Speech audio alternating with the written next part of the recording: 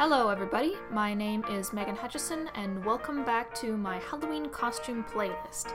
This time I'll be doing something I've never done before, modifying a Nerf gun to look more steampunky. So without further ado, let's get started. The gun I will be using as a starting base is pretty much every beginner's first Nerf mod gun. It's the Nerf Maverick. I'm also going to be fixing up a couple of dart guns for my brother, because the Maverick was his, and that's my payment to him. Okay, so the first thing I did was to take a power sander to the Maverick and the other guns and sand off all the logos. You can do this by hand, but it'll take a long time. And then just go and rough up the paint job on the rest of the gun with the sandpaper so that whatever spray paint you choose to use will stick. The next thing to do is to take apart the gun and take out the innards so that only the two outside halves of the gun and anything else you need painted is going to get painted and it doesn't gum up the insides. There's lots of tutorials on how exactly to take apart a Nerf Maverick, so I'm not going to go into detail here. I've included the tutorial that I used to take this apart in the description down below. It's absolutely fabulous. So if you need some advice on taking apart a Nerf Maverick and putting it back together, probably the harder part, feel free to go check that out. It's very helpful. In the meantime, let's enjoy a little time lapse.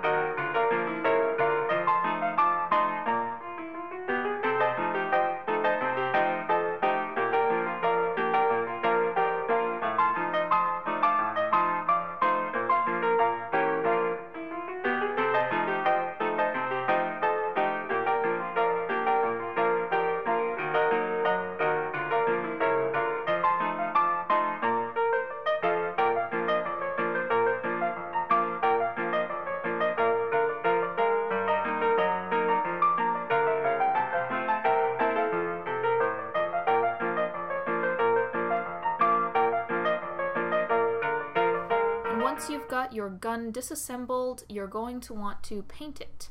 I looked it up and it seemed like what people suggested was Krylon Color Master paints, so that's what I'll be using here. I'm starting with a combination paint primer combo in black and just giving a light coat on everything that I want to paint.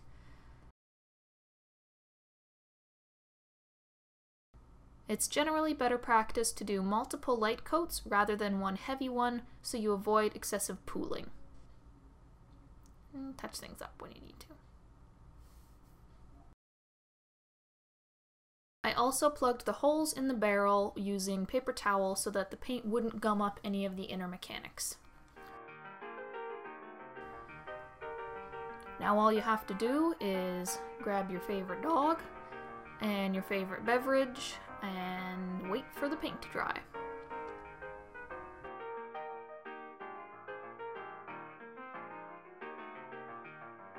For the rest of the painting process, I just masked off whichever parts of the gun I didn't want a certain color and spray painted the rest. I used a brass color for some parts of the gun and a silvery color for parts like the handle and underneath the slide, as well as the barrel. I also painted part of the handle to look like wood grain, and this is just layers of different shades of brown in stripes with an eye for detail. Then I just sprayed some acrylic sealant over the wood grain so it wouldn't rub off. I wanted this to be a vampire killing gun, so I built a system on top to infuse the bullets with holy water. This of course is fake, but I wanted it to look as real as possible. So on the suggestion of my dad, we went with a system of copper piping that he graciously helped me solder. Dads are very helpful for this kind of thing.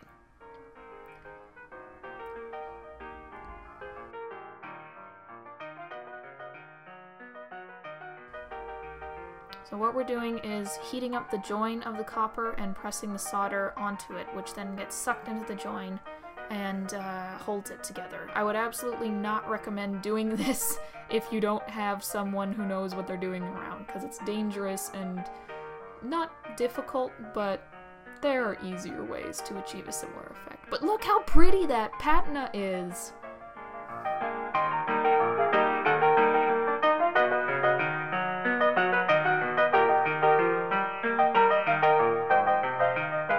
My character has had this gun for a while, and she's not the most careful about cleaning it, so I figured there would probably be some rust stains and some patina spots on the metal. So doing this is very easy. It's called weathering.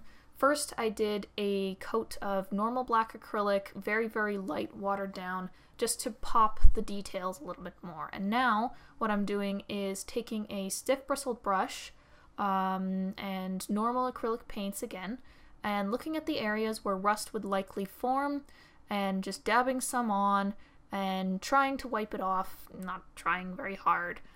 But you can get some really great results with that. I was greatly inspired by Adam Savage's builds for this. He does a great job of weathering things, so I've included the main video that inspired me of his below. I'm using a rusty orange color to be rust on the steel, and previously I used a teal color to be oxidization on the brass parts.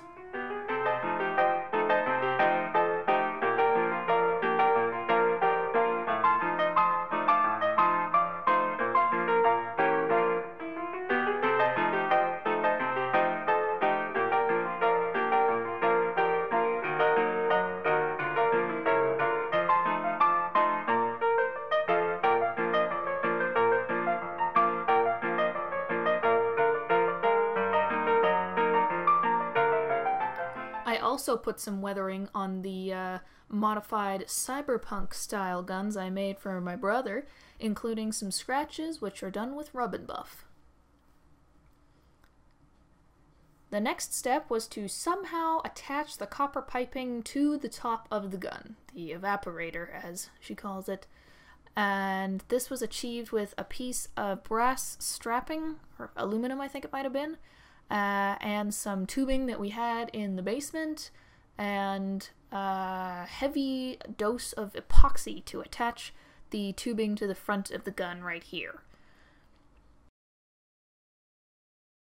And now it's almost finished. The only thing that it needs is a tank to hold the holy water in place for the system. This doesn't need to be functional, but it needs to look like it's functional. So I used a plastic soda bottle. I just cut off the part of the bottle that I wanted to be the main part of the cylinder, using an X-Acto knife at first and then kitchen shears because it was easier.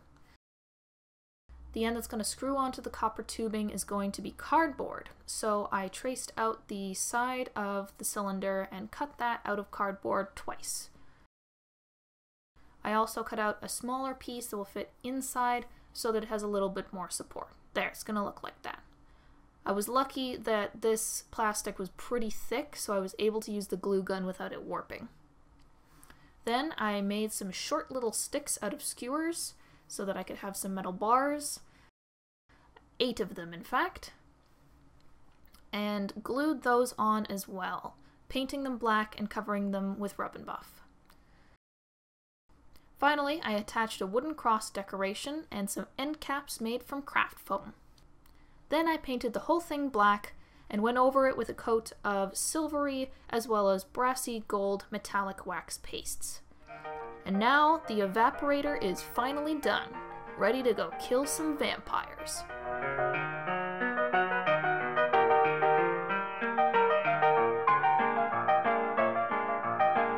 Thanks for tuning in to my Halloween costume playlist. I had a lot of fun making this build, and I hope that it has inspired you to do some steampunking of your own. See you next time!